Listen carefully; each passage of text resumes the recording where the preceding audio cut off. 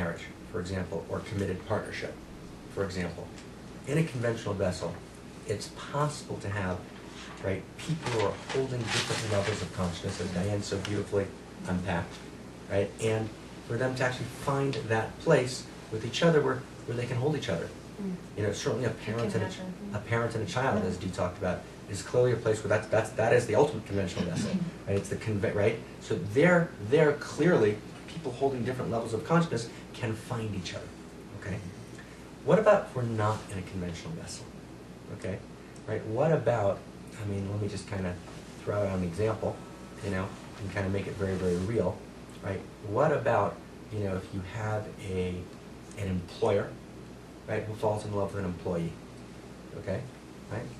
Good example, right? According to the laws of the United States and, you know, of every, you know, country that I'm aware of, right, as long as it's fully mutual and consensual, the fact that they're an employer and employee, right, has no legal implications, unless, right, unless, right, exactly, right, if the relationship doesn't work, right, if the relationship doesn't work and one of the sides is unhappy, then they might go back and reread the relationship, right, as harassment, for example, right? You know, just to throw out an example off the top of my head, okay, right? So what happens is here you're talking about a context which is post-conventional, meaning it's out of the conventional frame of separation, individuation, boundaries. You've allowed some level of dual roles, right? Now, you open up Cosmopolitan magazine, right? It was about a year and a half ago. Right? And there's this whole wonderful thing about, you know, it's funnier than hell, about, you know, meeting, you know, your future partner at work. Okay? Well, why? Well, because, right, you know, because, well, but today in the workforce, many people, since the church doesn't provide today, right, singles bars don't quite do it. So the place actually where people actually meet and actually see each other in authentic engagement is very often at work, right? However, right, however, the nature of the law today is such, right, is that conventional, natural place, if it doesn't go right, you have an explosion, right? Now, here's the deal, right? If you're engaging with someone and you're experiencing post-conventionally, and they're thinking conventionally, right? So then, because you don't have a classical container, it explodes. That's what I meant when I said it's not a possibility, right? Unless basically, actually, the person that you're engaged with and you are at the same level of consciousness, and you're both actually experiencing this in a way where if it, for whatever reason, doesn't work, you hold it from that post-conventional level of consciousness in deep honor, right, and reverence, retrospectively, and not only prospectively, right, then, you know, it actually doesn't hold. So the distinction I'm making, I think, is important. I think what Dee's talking about, which is absolutely correct, is that within a context, within a frame, clearly you're going to have different levels of consciousness, and you can hold it, and as Dee said, you can get to sweetness. No, I think we're saying the same thing, actually. Go ahead, please. Go at it one more time. Go ahead. So let's imagine you're in an unconventional, or one that's not prescribed relationship, that whatever the bond was breaks, you both go out of the relationship. Suddenly you see what you would consider to be, because it's always them, it's never us. You see someone devolve, and they hate you now for whatever reason, right? I'm saying that even in spite of that, it's possible for you to maintain a higher level of regard. Absolutely. In relationship to that person's choice. I think we've probably all been there. No, absolutely. And it's like such hard work. Absolutely. And so we agree, don't we? And what I'm saying, and I think we're saying two sides of the same thing, is that it's not advisable to enter that relationship.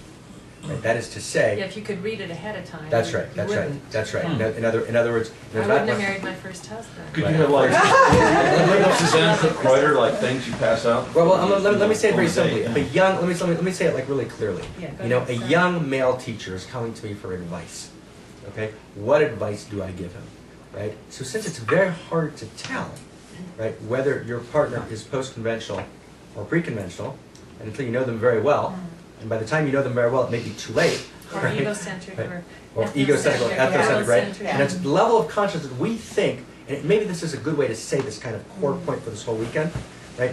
One of the key contributions, right, of many streams of thought, but particularly integral theory, is that love by itself, right, is a state experience.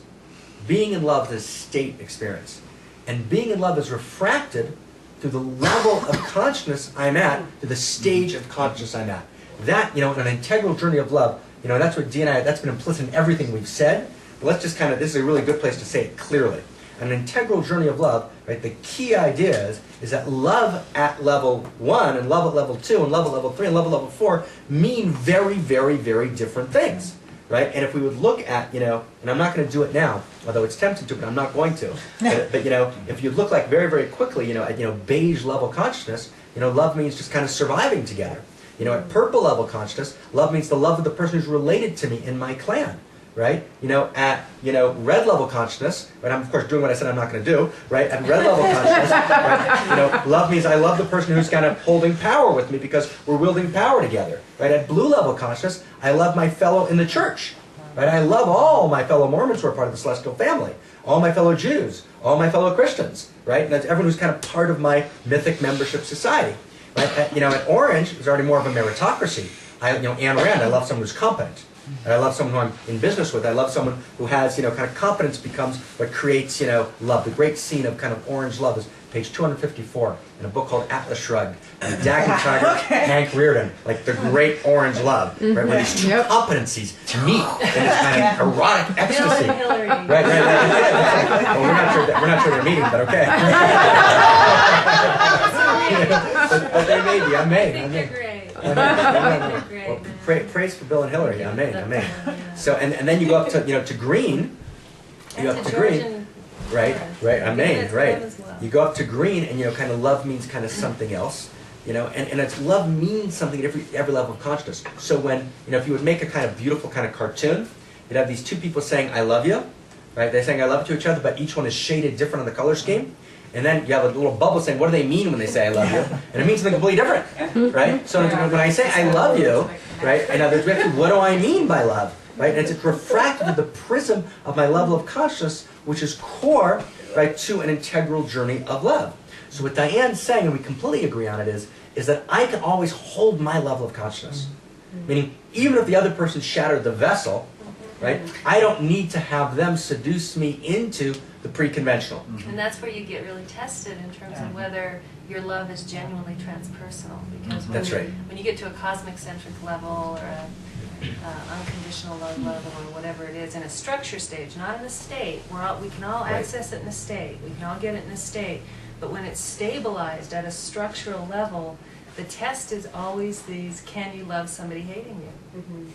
Can you love the fact that your ex-husband can't stand you? Can you love that you've never been able to talk to your mother forever? Can you stand that you live in a community where people don't get you? Can you love them in spite of that? And that's hard. That's hard work, and it's easy to do when we're in meditation together, a little harder to do when they're gossiping about you in the grocery store and you feel it. You know what I mean? So I'm saying that love gets really tested in the face of unlove. And love gets tested in the face of unlove, and that's where liberation happens. And that doesn't mean to necessarily turn the other cheek. That's not what it means. It doesn't mean not to deploy skillful means. It doesn't mean not to deploy all the levels of protection that you need to deploy. Clearly you do. So love doesn't mean integrally to be naive, right, or stupid, right? There's as the old rabbis used to say, there's no mitzvah to be stupid. Right? Clearly you need to deploy, right, what you need to deploy. At the same time, what you can be responsible for is your interior state of consciousness. And in the work that many of you do, I think addicts, one of the great gifts of addicts in the world is that they test us in both ways. They test us in the unconditioned ability to love, and they test us in the practicality. Like, can you actually be skillful in relationship to boundaries and saying no and setting limits, or even saying I'm not going to deal with you anymore, and still love in spite of that? That's the beauty of working with people and loving people who have addictions. And it was also the masculine compassion we were talking about yesterday, Precisely. Right, that Dee picked up on. And this is the practice. This is where we're, in this moment, we're bringing just the practice of loving into the conversation, how we practice letting it come through. And it's very hard. Right. It's not easy. Right. And yet there's something magical that happens when, say, a couple loves the truth together. And that's where you started talking about. That's exactly right. That's the development that can happen is very unique and precious. Beautiful. But there's something like there's an alchemy that each person when they're holding that it. same level of consciousness, looking at it together. That's so gorgeous. It infuses something that an individual can't have alone. Beautiful. They can still have a transcendent